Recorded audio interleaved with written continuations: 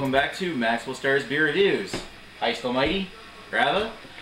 Gonna take a look at something that was sent to us by the great Albino Rhino of Ontario. Albino Rhino's Beer Reviews. If you haven't taken a look at his channel yet, I don't know what's wrong with you. Because he's got quite a great channel over there. Funny as hell. Gonna take a look at the beer that he sent us. It is Wellington's Imperial Russian Stout. Oh yeah. Strong stout, 8% ABV.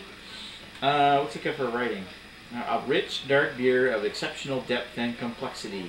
On March 2nd, 1826, under the orders of King George V, 4th, Wellington traveled to Russia, met Tsar Nicholas I, and negotiated the secret protocol of St. Petersburg.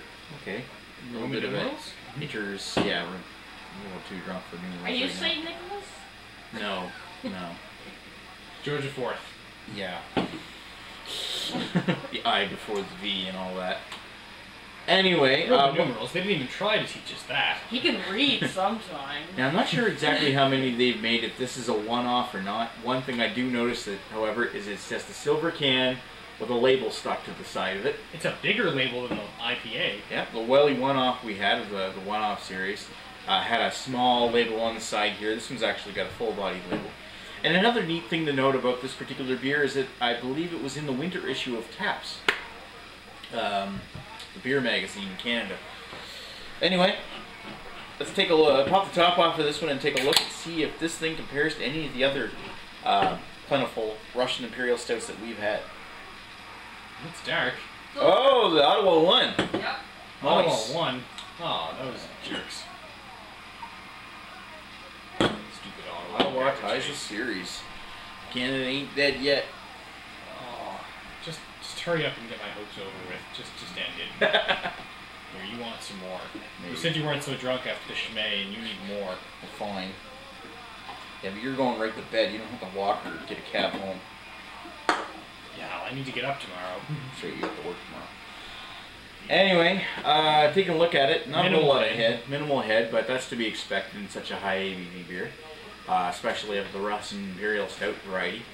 That thing is almost pitch black. There's a little bit of a ruby redness coming through on the very bottom, but tiny bit, like tiny bit, slightest sliver right and there. maybe a little ring around the top edge, but that's mainly because of the way their glasses are shaped. That's really nice. That's really nice looking. It definitely looks the part of what a Russian Imperial Stout should look like. Certainly looks like one. Let's get a sniff. Smells a lot like of coffee. Smells like a Russian Imperial Stout.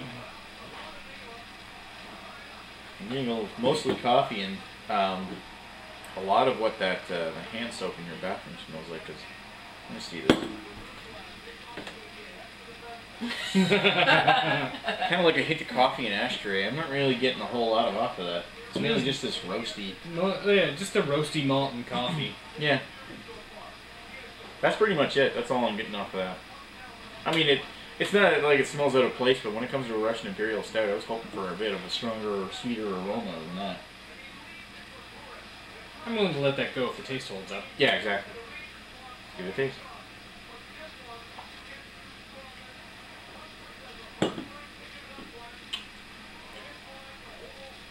Roasted coffee. Yep. A little bit of a hint of bacon with a smoky kind of quality to it. Tiny bit. It's kind of in the aftertaste. Tiny bit. Like As it laughs up the back of your mouth. Not enough that it's off-putting though. No. Kind of blends in with the rest of the flavors, and you get this. It's mainly this robust malt of like a coffee bitterness, as well as some hinted chocolate in there as well. I'm getting mostly roasted malt and coffee. It's also, for a Russian Imperial Stout, it's very thin. It is not that heavy, I will give you that. I mean, it's not a thin beer by any means, but it is thin for a Russian Imperial Stout. You remember the propeller one we had a little while ago, right? Who, me? Or you? You both, well, I gave you a bit of it. Yeah, that's nice, but you're right. I agree with you. It's thin. It's not overly sweet compared to a lot of the Russian Imperials we've had, and it's less sweet and less thick than I would have expected, and less complex. Not that it's bad or anything. No, it's not bad. It's just I don't know. It's not as a Russian Imperial Stouty as I was hoping for. Yeah. It'd be more a good foreign or something like that. Yeah, but with 8%, kind of is skewed into Imperial. It's a little bit, yeah, a little strong. Even though that is weak for Imperial. Strong enough. The roasty bitterness it does dry out though. It does finish dry, and it's not as heavy as I was hoping for. I think it makes it more drinkable though. True. You want to sit down with this one? Sure. Alright, so we're gonna sit down with this one. Be right back.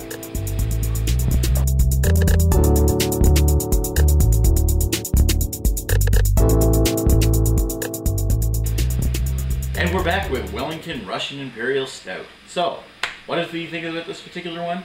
Well, it manages to become a Russian Imperial Stout, and that's pretty much all that can be said for it. It has the beer type alcohol percentage to qualify to be in the Russian Imperial Stout class, but just barely. Does it really fit in with a lot of the other Russian Imperial Stouts that we've had? Keep in mind just how competitive this category is when you compare it to the likes of like Péché Mortel or Old Rasputin or even Propeller's Russian Imperial Stout Revolution, which is also very good. It doesn't really stack up. I mean, compared to the totality of beer everywhere, it's not bad. It's a fantastic beer when it comes to beer all around the world. Like you compare this beer to like the likes of like a pale lager or something. If you're more of a fan of dark beers, then you're going to definitely enjoy this one here, and it's probably one of the better ones from Wellington, to be totally honest. But when you compare this to the likes of other Russian Imperial Stouts, I'll finish this off. You finish it off. When you compare this to the likes of other Russian Imperial Stouts, this really doesn't fit the bill. As such, I'm going to give it a 3.5 out of 5, or sorry, 3 out of 5, just because it doesn't blend in well.